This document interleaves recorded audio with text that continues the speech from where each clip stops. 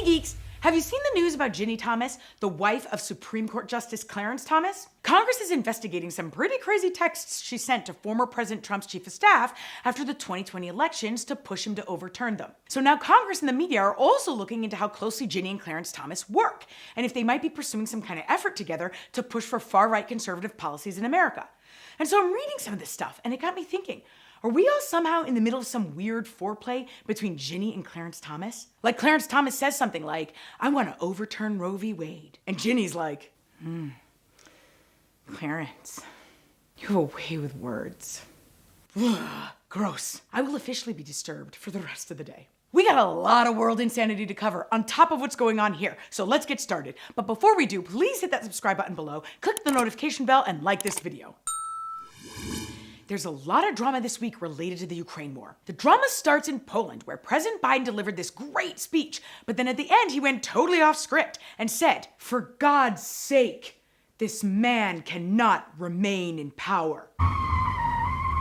Of course, this sent White House press staffers into a frenzy to walk his statement back and explain that he did not mean the US was working to remove Putin from power. Biden clarified later and said the US is not seeking regime change, but that he was expressing his own moral outrage at what was happening, and that he makes no apologies for what he said. That's right, Joe. I wouldn't apologize either. The reality, though, is that the US president does have to be careful with anything that could possibly suggest regime change, because it could increase tensions, it could undermine future US-Russia negotiations, and it could feed into Russian propaganda. Like they could use that statement to lie to their own people to somehow justify their invasion. As this drama was unfolding, we learned that a Russian, sorta informal mediator for peace talks, an oligarch named Roman Abramovich, may have been poisoned along with 2 other Ukrainian mediators at one of the rounds of talks a few weeks ago. Apparently, they had sore and watery eyes and their skin started peeling. A US official said that their intelligence indicated these symptoms were due to environmental factors and not poisoning. What do they mean by that? Like there's a high pollen count and they forgot to take their Zyrtec? I don't know. The Russians are known for poisoning people, either to kill them or to send a threatening message, so it wouldn't exactly be that surprising. Whatever happened, it shows how scared people are of the Russian government, which is something the Russians want you to feel. That said, President Zelensky believes we're at a turning point in the war. Another round of peace talks were held this week in Turkey, and Russia said it would scale back military operations around Ukraine's capital and move further east, toward the Donbas, which is a region that is already held by Russian rebels. They're likely recalibrating because of the tough resistance they face from the Ukrainians, but they didn't want to make it look like that, so they made it seem like some kind of gesture. On the Ukrainian side, they said they would be willing to become militarily neutral, meaning they would forgo any plans to join NATO. But to do that, they would want other third-party countries like Turkey, Israel, or others to guarantee their security. It's unclear where this proposal will go, and I can't say if we're at a turning point yet, because Putin is a lying, manipulative piece of shit, and because he believes that the more he terrorizes Ukraine's people, the more he'll be in a position of strength in negotiations. So on our side, we gotta give Zelensky the military equipment he needs so that as Russia continues to fight this incredible military might from Ukraine, it pushes the Russians to reach a deal. My friend Joanna asked me to cover the visit by Singapore's Prime Minister to Washington this week, and I'm glad she did, because it highlighted to everyone that the fight against aggressive dictators is not limited to working against the Russian government. In fact, there are a whole other slew of serious challenges in the indo-pacific region that could get dangerous really fast. After Prime Minister Lee met with Biden, the 2 of them came out together to condemn Russia's invasion. Actually, Singapore is the only Southeast Asian state to have imposed sanctions on Russia. And they also highlighted China's illegal activity in the South China Sea. They expressed concern about violence committed by Myanmar's military, and they called on North Korea to halt its ballistic missile tests and return to negotiations. Yeah, remember that guy? So this meeting allowed the US to send a message that it was going to partner with all of our friends, no matter how small, to push back on aggressors, especially at a time when tensions in the Indo-Pacific continue to increase. And that's important against the backdrop of the Ukraine war, where states like China and North Korea could look at what's happening there and feel emboldened to pursue aggressive behavior of their own.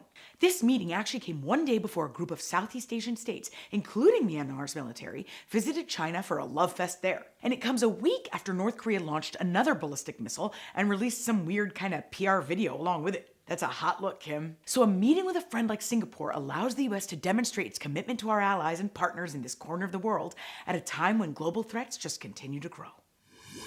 The foreign ministers from Israel, the United States, and 4 Arab countries, including the UAE, Bahrain, Egypt, and Morocco, met in Israel in a historic meeting to discuss a range of shared security and economic interests among the group. This is the first time most of these Arab leaders have traveled to Israel, and years ago, we would have never even imagined something like this. And in a world of men fighting with guns, or slapping people. It's nice to see countries actually talking. It's also nice to see because the Biden administration is helping build on the Trump administration's peace efforts.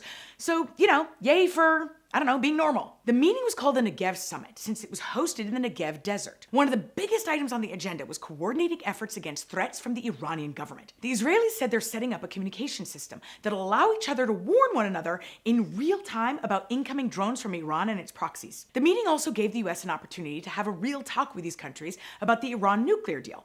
The US wants them to support it, and they didn't exactly like it the first go around. The Arab states also talked about creating a Palestinian state with East Jerusalem as its capital, and they pressed Israel to move on this. And that's not only an important message, but it's a great venue for it, because these Arab states and Israel are forming real relationships here. So the Arab states might be able to really get somewhere to help bring an end to this decades-old conflict. They also all talked about the need to avoid a surge of violence in Israel, Gaza, and the West Bank next month, when major Jewish, Muslim, and Christian holidays all overlap, since that's how violence started nearly a year ago. In the run-up to the summit, there was actually a jump in terrorist attacks against Israelis in and around Tel Aviv, which the Israelis say were perpetrated by Palestinians affiliated with the Islamic State. Hamas praised these attacks and said that they were linked to the summit, but as much as they might boycott it, it doesn't look like they'll succeed in sabotaging anything related to those talks. These relationships present a great opportunity for the countries involved, and you already see it. For example, between Israel and the UAE, where trade between the two jumped last year to roughly $1 billion, which is 20 times what it was the year before that. Hopefully this group will continue being a force for good and a force for peace. While the world is somewhat distracted trying to help Ukraine, the Taliban has decided to pursue a massive domestic crackdown. Reports are growing that the Taliban are detaining and sometimes killing or raping minorities, rights advocates, women, and people associated with the former Afghan government or the resistance. They've also been targeting the media by closing down outlets and arresting and beating journalists. They've banned sources of entertainment like music and dancing, and they've also banned celebrations for the Zoroastrian New Year, which just took place on March 20th. One of the most heartbreaking moves they made was going back on their promise to let girls go back to high school.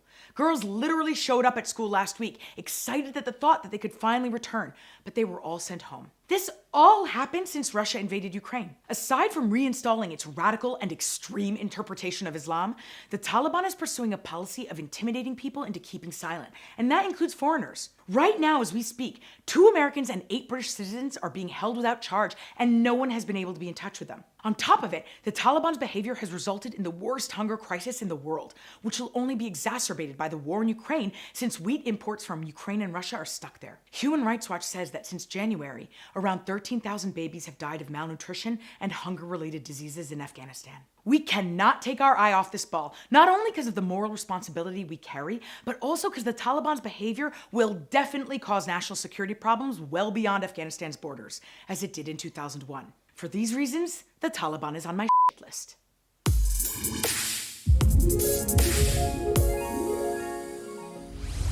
Let's move to some good news. My friend, mentor, and trailblazing champion Gretchen Carlson has scored a huge win for women and for everyone really across America.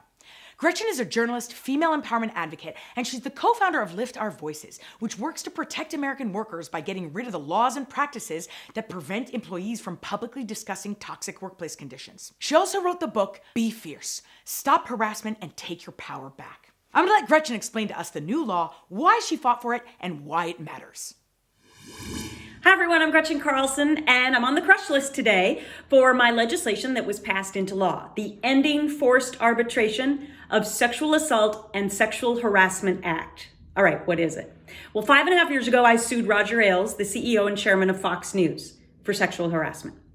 And I had a forced arbitration clause, like millions of other Americans. So what does that mean? It means that had I not sued him personally, the company would have thrown me into forced arbitration instead of an open court system, and you would have never ever heard my story. And this is what's been happening to potentially millions of people over the last 3 or 4 decades. So I have been working really hard to change the way that this works, to try to get rid of forced arbitration for these issues. So why is forced arbitration bad? Well, it's a secret chamber. You don't get the same amount of witnesses or depositions. There's no rule of law. There are no appeals, and the arbitrator tends to be somebody who's not necessarily a jury of your peers, a retired judge or lawyer, which tends to be somebody over 70 who is an older white guy.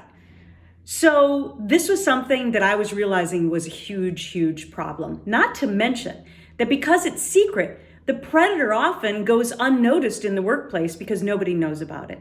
And the worst part was that it was pushing women out of the workplace because they had done nothing wrong except to come forward, but they were forced into silence, and many of these women who reached out to me never worked again. So this became my crusade of walking the halls of Congress, and it had to be bipartisan. And it finally came back to fruition in July when we reintroduced it. I needed to get 10 Republican senators in the Senate for it to pass, and one by one, I got them. It ended up going to a vote in February. We got overwhelmingly bipartisan support in the House. 113 Republicans voted for it, and the president signed it with this pen on March 3rd and then gave it to me. This is the biggest labor law change in the last 100 years. It means that you do not have to go to the secret chamber if you are harassed or assaulted at work. Well, now I got to get back to other work because I got other bills to pass.